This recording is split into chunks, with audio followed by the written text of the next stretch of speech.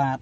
សូមគោរពជំរាបសួរពុកម៉ែបងប្អូនដែលកំពុងតាមដានទស្សនាវីដេអូ Channel កង្កែប3ថ្ងៃនេះខ្ញុំមកបង្ហាញ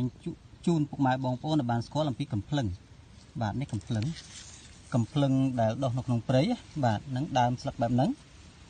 អញ្ចឹងកំភ្លឹងដុះក្នុងព្រៃហើយនឹងកំភ្លឹងដាំគឺខុសគ្នាបាទ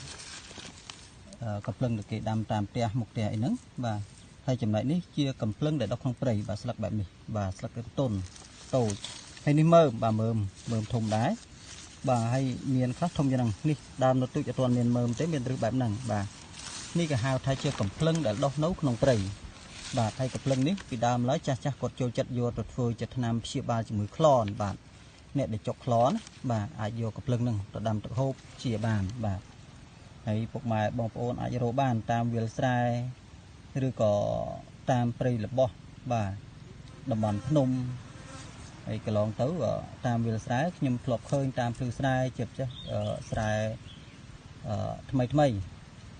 ឧទាហរណ៍ថាគេកាប់ដីព្រៃថ្មីយកធ្វើស្រែអីហ្នឹងមានដែរតាមព្រៃល្បោះហ្នឹងហើយកន្លែងដែលខ្ញុំថតនេះ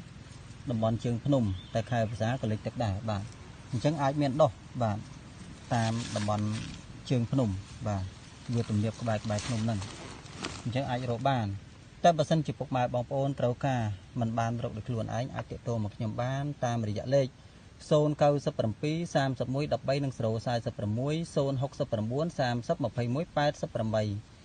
88ឬក៏អាចចូលមកកាន់ Facebook ឆៃលៀងឆៃលីនិង Page គ្រូសេងថ្នាំឆ្នាំងឬក៏អាចទាក់ទងតាម Telegram តាមរយៈលេខ097 31 13និង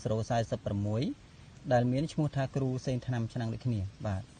ហើយក៏បញ្ជាក់ជូនពុកម៉ែបងប្អូនថាបើសិនជាពុកម៉ែបងប្អូនមានជំងឺហើយមានចម្ងល់មិនដឹងថាខ្លួនឈឺអីពិបាកក្នុងការព្យាបាលអាចទាក់ទងបានអាចពិគ្រោះបានបាទថាជំងឺនឹងជាជំងឺអីហេតុអ្វីបានជាពិបាកក្នុងការព្យាបាល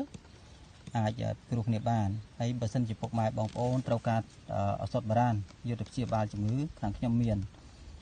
សពគ្រប់បែបយ៉ាងទាំងអស់មានទាំងថ្នាំគិតជាគីឡូក៏ដូចជាផ្សំរួចគិតជាកញ្ចប់បាទ